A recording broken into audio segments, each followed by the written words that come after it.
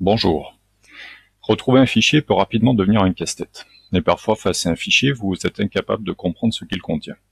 En adoptant une certaine organisation, vous classerez vos fichiers de façon plus efficace et gagnerez une tranquillité et un temps précieux. Nous verrons comment choisir un bon nom de fichier, nous apprendrons à bien choisir les dossiers, et un cas concret sera présenté à la fin de la vidéo. Bon, commençons par le choix des noms. Alors, dans le choix de vos noms, vous devez éviter les caractères spéciaux. Je vais vous montrer lesquels c'est. Donc, inférieur, supérieur. Nous avons ensuite les deux points, la double cote, le slash, le backslash, le pipe, le point d'interrogation et l'astérix. Pour le choix de vos noms de fichiers, vous devez vous poser une question. C'est que contient mon document? Et vous devrez choisir des noms qui soient consistants et porteurs d'informations. On va commencer par un exemple à ne pas suivre. Document 1.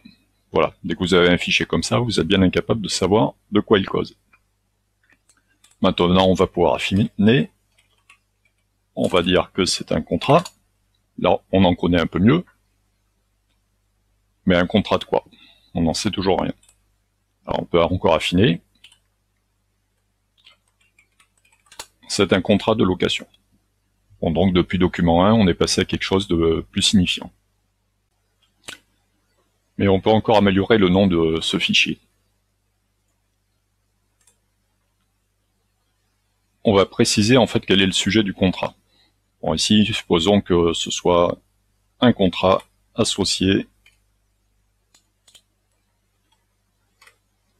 à un projet. On va mettre éventuellement un code projet devant. Le fait que ce soit un contrat. On peut aussi se préciser la version. Donc voilà, j'ai un contrat du projet YTB qui est en version numéro 1. On commence déjà à avoir quelque chose de beaucoup plus parlant. On peut encore faire mieux, si on tient un jour un dictionnaire des abréviations, on peut faire YTB, CTR pour contrat. Bien sûr, il faut connaître ces abréviations. Maintenant, imaginez que vous ayez d'autres contrats pour le même projet. On va pouvoir créer un nouveau fichier pour les négociations, par exemple. On va l'appeler YTB, négociation. Et nous sommes toujours en version 1. Voilà. Donc là, nous avons déjà des noms de fichiers qui sont beaucoup plus parlants. Alors dans certains cas, on souhaite faire apparaître la date dans le nom du fichier. Ça peut être assez pratique pour retrouver un document. Alors on va prendre le cas d'un compte rendu. Donc on va créer ce document-là. Hop, créer document vide. Compte rendu. Voilà, donc là ici mon compte rendu, je ne connais pas la date de la réunion, par exemple. Donc si je veux rajouter la date, je peux faire comme ça. On va dire que c'est le 15 février 2018. Et nous avons un autre compte rendu qui est au 15 avril 2018. Voilà, donc ici nous avons nos deux fichiers avec la date qui apparaît. On peut l'écrire de façon plus concise également. Alors, on va prendre le 15/02/2018.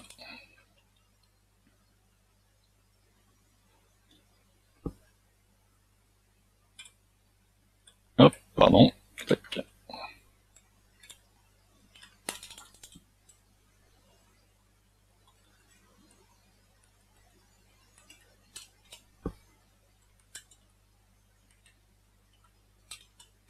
Et le 24 avril 2018. Et nous allons en prendre un troisième.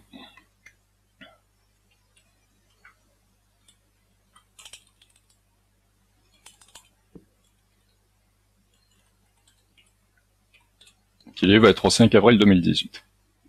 Alors qu'est-ce qu'on constate déjà? C'est qu'on a quand même un problème avec les tris. Si nous souhaitons avoir les comptes rendus triés par date, ce n'est pas bon. Alors ici, qu'est-ce qui se passe? C'est qu'on a le nom du mois qui nous a fait passer le mois d'avril avant le mois de février.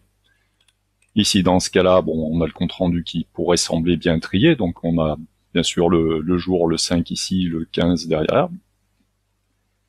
Mais bon, on a quand même le mois d'avril qui est avant le mois de février. Donc ici, il se trouve que le tri est bon, parce qu'on a eu de la chance, le jour est plus grand, le 24 est plus grand que le 15. Mais bon, là c'est un coup de bol. Donc en fait, ce format de date n'est pas bon.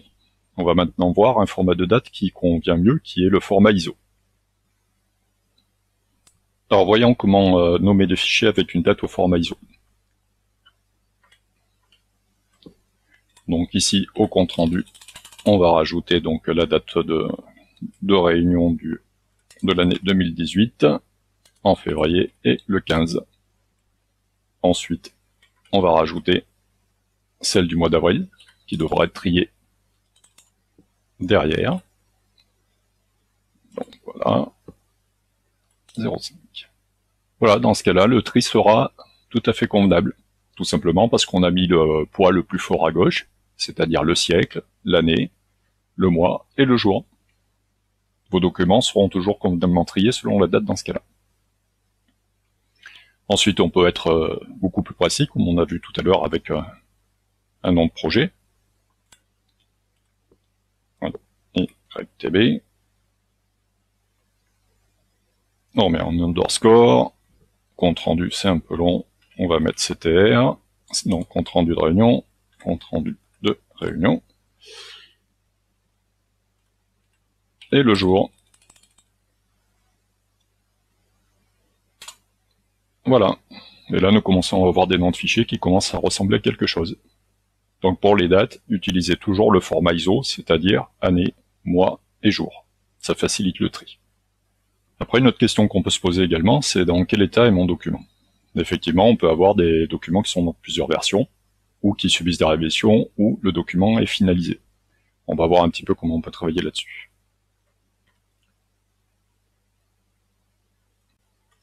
On peut maintenant se poser également une autre question, c'est dans quel état se trouve mon document? Est-ce qu'il s'agit d'une version définitive? Est-ce qu'il s'agit d'une version provisoire? Alors voyons un petit peu comment on peut exprimer ça, dans le nom du fichier bien sûr. Alors on va le renommer. Donc ici, on va dire que c'est une version de travail pour l'instant, et qu'on est en version A, la première version. Voilà, donc on peut choisir, c'est une convention, hein, vous faites comme vous voulez, mais on peut choisir les lettres par exemple lorsqu'on est dans des versions de travail. Donc vous avez une version de travail, vous la transmettez à une personne qui doit la noter ou la réviser. Imaginons maintenant que vous ayez le retour de cette personne-là, donc cette personne pourra avoir renvoyé le nom du fichier, modifié. Admettons que ce soit Sonia Lopez qui modifie le fichier. Elle va préciser que ce sont des notes, et avec ses initiales. Voilà. Donc là maintenant nous savons que c'est le contrat qui concerne le projet YTB. Il est en version, pas var, c'est vert. Donc il est en version A, et il a été annoté par Sonia Lopez.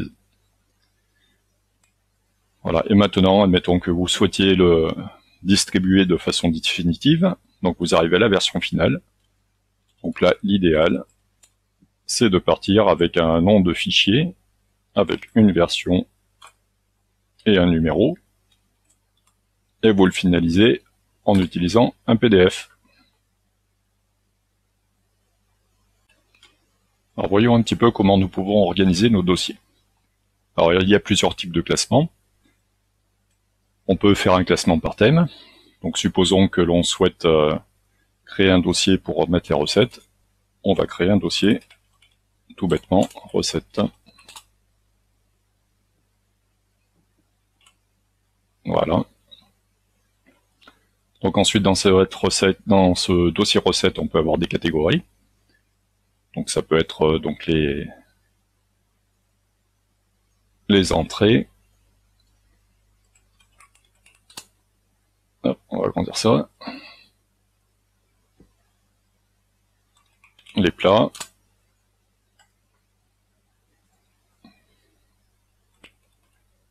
Les desserts. Et les apéritifs. Et on va s'arrêter là. Voilà, donc nous avons nos catégories à l'intérieur de notre thème recette. Bon, par contre, ce qui peut se passer, c'est que cet ordre nous plaît pas du tout. Nous voulons avoir par exemple les entrées en premier.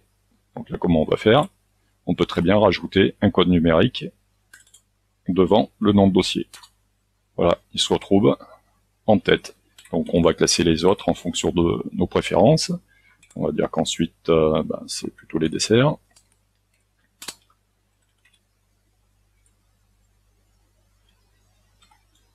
Les plats. Et les apéritifs.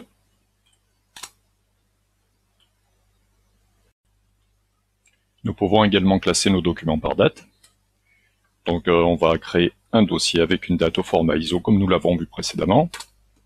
Donc voilà, donc ici ce format permettra d'avoir nos dossiers toujours convenablement classés.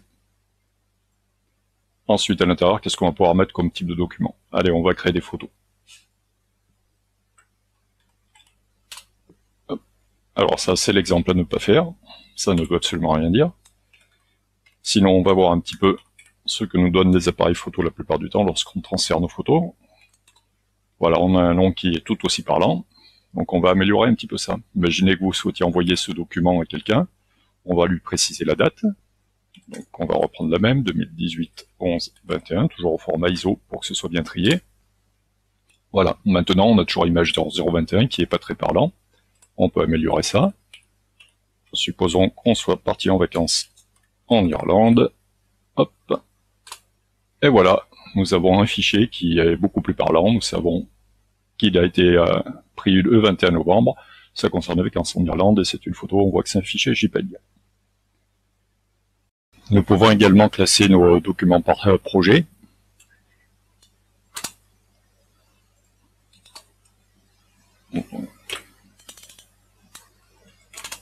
Voilà. Nous pouvons également adopter un classement par ordre alphabétique. Par exemple, supposons que l'on veuille classer nos documents par le nom de la première lettre. On va créer un dossier, on va mettre C. À l'intérieur de ce dossier, on va y classer, est-ce qu'on peut y classer les commandes? On va y classer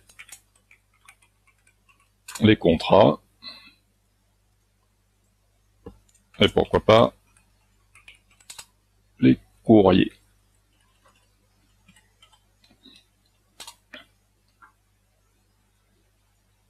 Donc ensuite, on va créer une nouvelle lettre. Donc pour les documents qui commenceront par D. Ici, nous aurons des devis.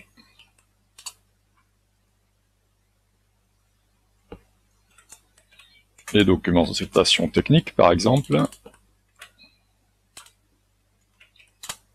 Qu'est-ce qu'on pourrait mettre d'autre? On va s'arrêter là pour de lait, et on va créer un nouveau dossier F, dans lequel on va mettre les factures, par exemple.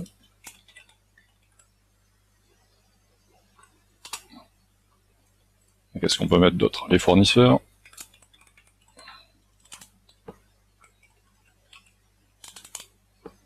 Fournisseurs, on va y arriver. Voilà. Donc nous avons une arborescence qui ressemble un petit peu à ça. Donc qui nous permettra de retrouver facilement les dossiers en fonction de la première lettre, comme dans un dictionnaire. Voyons comment profiter du triage par ordre alphabétique pour forcer l'ordre de nos dossiers. On va prendre un cas concret, on va créer un dossier pour les commandes. Commande. Un autre pour les factures. Voilà, maintenant, supposons que nous souhaitions les factures en tête. On rajoute tout simplement 00 devant. Et on va mettre 10 derrière. Après, à vous de trouver la convention qui vous conviendra le mieux. Voilà, maintenant nous avons les factures en tête et les commandes à la suite. Nous avons cassé un petit peu l'ordre alphabétique classique. Alors Windows nous impose une longueur maximum pour le nom du chemin. Alors dès que je appelle le nom du chemin, c'est nom du chemin et fichier compris. Et cette longueur maximum est de 256 caractères. Bon, il y a moyen de le modifier, mais bon, il faut faire des manipulations. Donc bon, l'idée pour les noms de fichiers, c'est faites le plus court possible, sans sacrifier la signification. Essayez de faire simple. Voyons maintenant les liens symboliques. Alors les liens symboliques ou raccourcis vont nous permettre d'obtenir plusieurs vues pour une même arborescence. Si on prend le cas de notre exemple de tout à l'heure avec les recettes, donc nous avons ici plusieurs catégories, les apéritifs, les desserts, les entrées et les plats, et nous pouvons supposer qu'il y ait plusieurs personnes, ou voire la même personne, qui souhaitent avoir des vues différentes de l'ordre de ces dossiers. Alors comment on va pouvoir faire? On va créer des liens symboliques. Alors ici pour les apéritifs, on va en faire un. Donc il nous crée un lien, et ce lien-là, on va le renommer. Alors on va le mettre, lui on va dire qu'on le veut en dernier. Alors on prend un chiffre assez grand, 0,6. Ensuite, il veut les entrées. On va créer un nouveau lien. Hop. Alors lui, ça va être le premier. Voilà. Ensuite, on va avoir donc les desserts.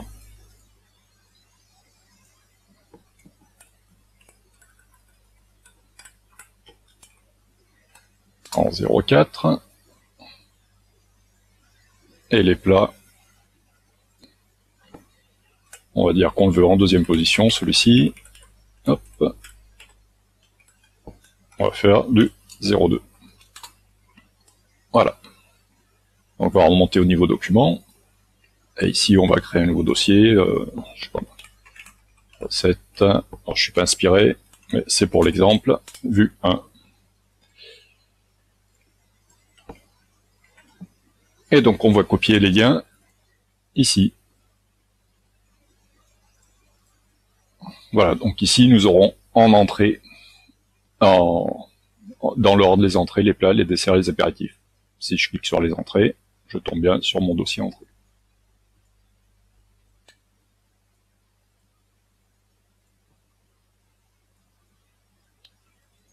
Et ensuite, admettons qu'on souhaite une vue différente. On peut très bien recopier ces liens-là à nouveau. On va créer une nouvelle vue. Recette, vue 2. Alors, c'est pas très parlant, hein, je me contredis un petit peu. Et là, ici, on va les renommer. On va dire que ce coup-ci, on veut les desserts en premier. Hop. Et les entrées. Voilà.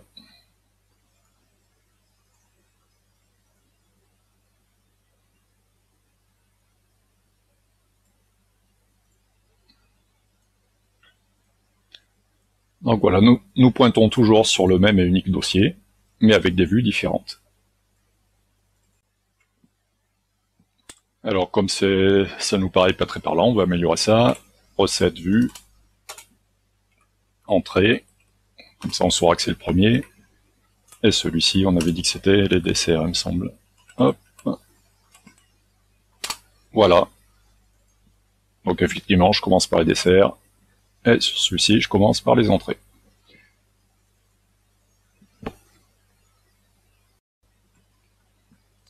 Alors pour naviguer dans vos dossiers et retrouver vos fichiers, il y a des outils de recherche qui existent. Donc les outils de recherche intégrés notamment dans la barre des tâches de Windows par exemple, ou sur Linux. Mais il y a d'autres outils qui sont assez performants, dont un que je vais vous citer, c'est Agent Ransack, qui fonctionne sur Windows et qui permet de chercher une chaîne de caractères ou le nom d'un fichier. C'est comme vous voulez, soit dans les noms, mais également à l'intérieur des fichiers, y compris dans les fichiers binaires. C'est assez puissant comme outil. Et sinon, pour les outils de navigation sur sur Linux, pardon, il y en a un que j'aime particulièrement, c'est Ranger. Voilà, mais bon, on va pas s'étaler là-dessus pour l'instant. Alors dans les bonnes pratiques, c'est un petit peu comme dans la vraie vie, comme pour le papier, hein. Classez vos documents dès la réception ou la création de vos documents. Comme ça au moins vous l'oublierez pas et vous saurez où ils sont. Et choisissez avec soit une méthode qui vous convient et qui est adaptée à votre projet. Une fois que le choix est effectué, les changements seront plus coûteux en temps. Bien, maintenant, nous allons étudier deux cas. Nous allons voir tout d'abord un petit projet très simple, et ensuite on va voir l'arborescence pour un projet pour un enseignant. Donc commençons par le projet simple. Donc là, ça va vraiment être tout bête. On va dire qu'on a un dossier dans lequel on va mettre nos modèles. Ça peut être des modèles de lettres, bon, peu importe ce qu'on a besoin. Ici, les ressources qui nous sont utiles au projet.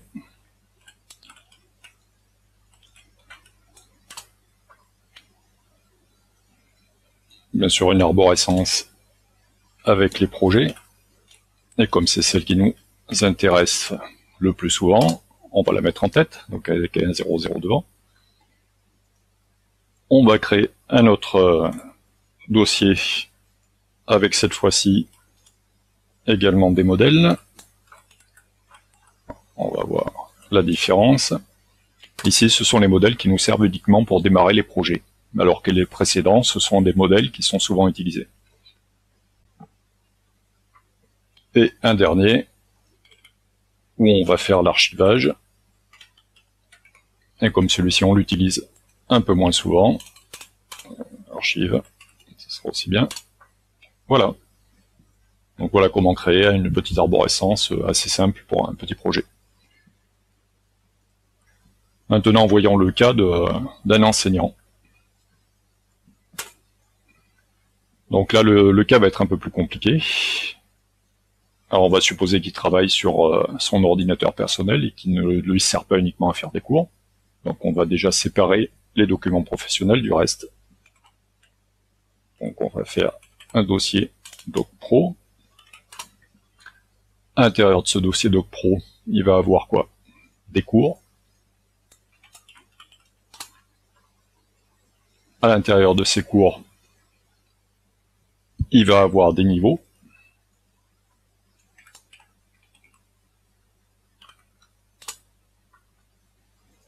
À l'intérieur de ces niveaux, on va prendre les niveaux tels qu'ils ont cours en France, donc 6e, on va dire que c'est un professeur de collège, 5e,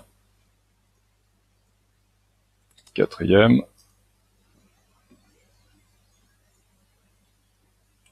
et 3e. Bon, avec le classement français, on se retrouve un peu à l'envers. Ensuite, à l'intérieur de chacun de ces niveaux-là,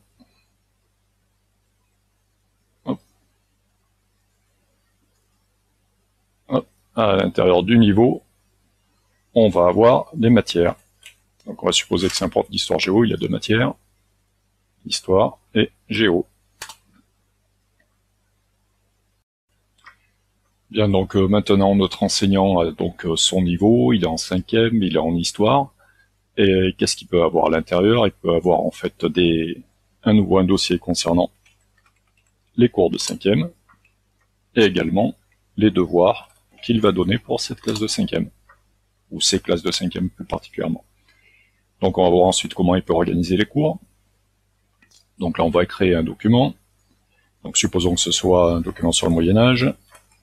Allez, donc là on sait de quoi il s'agit, c'est le Moyen-Âge. Il va concerner une classe de 5e, comme ça si on diffuse le document on sait de quoi il parle. On peut préciser également quelle est la 5e s'il y en a plusieurs, on va dire que c'est la 5e 1, que c'est une version 2, et que c'est une version définitive, donc ce sera un PDF.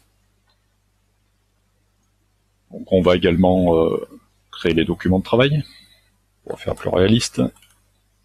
Alors, Moyen-Âge, alors il a toujours travaillé pour la 5e 1, et là il avait fait plusieurs versions, donc la version 2.0, on va dire qu'il travaille sous Word, donc c'est un docx.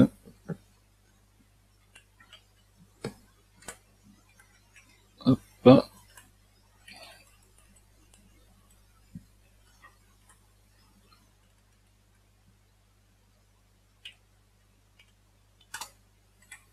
Voilà.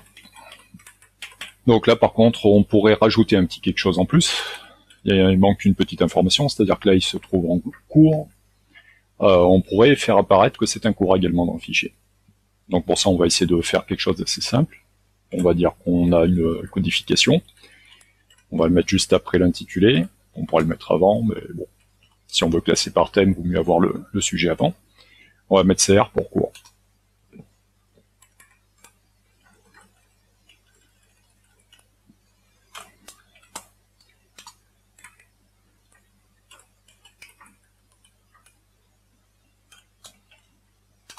Et voilà, donc notre enseignant sait qu'il a des fichiers concernant le Moyen-Âge, que c'est un cours, le niveau, la classe dans le niveau, et la version. Maintenant, il veut créer également des devoirs. Dans Devoirs, maintenant, nous allons créer les documents qui concernent les devoirs. Donc ici, on va dire que ça correspond au cours que nous avons enregistré tout à l'heure. Donc il a un Moyen-Âge qui correspond à la classe de 5e, la 5e 1. C'est en version 2 et c'est un document final en version PDF. Alors là, toujours pareil, on ne sait pas que c'est un devoir, donc on va rajouter un petit code pour devoir. Allez, on va mettre dev. Voilà. Et supposons qu'il ait fait une version de travail. Donc toujours la même chose.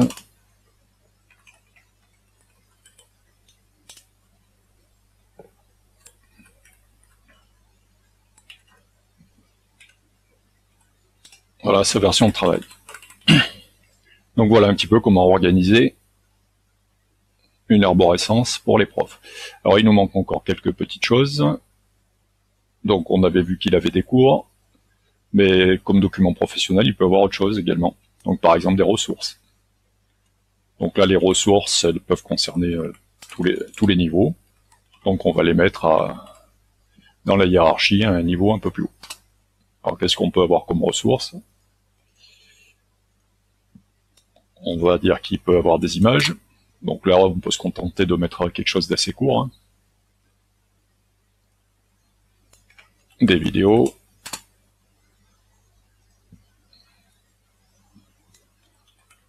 Des liens vers des sites web, par exemple. Et puis d'autres types de documents. Voilà. Ensuite, qu'est-ce qu'on peut y rajouter? Éventuellement, il y a des lectures.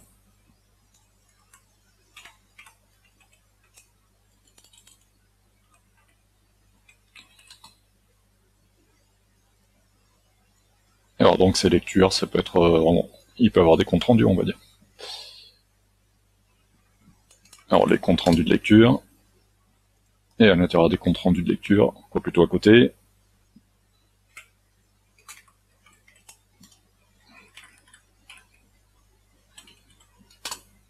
il a peut-être trouvé de la lecture intéressante, donc on va mettre à lire. Alors dans les docs pro, éventuellement il peut vouloir avoir un classement, hein. Donc on a toujours un petit peu la même technique. Donc supposons que ce qui est le plus important, ce sont les cours.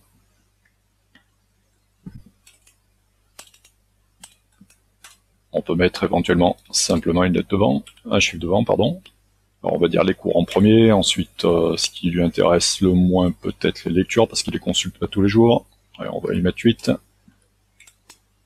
Et les ressources, on va lui mettre, les utilise très souvent pour monter ses cours, donc 2. Voilà une idée d'une organisation pour un enseignant. Donc voilà un petit peu ce que ça donne avec notre arborescence dépliée. Donc ici les cours, les niveaux, 3e, géo, histoire. Bon, 4e, il aurait fallu faire la même chose. Hein. On l'a pas fait pour gagner du temps. Donc voilà un petit aperçu. Voilà, c'est la fin de cette vidéo. Merci d'avoir regardé, au revoir.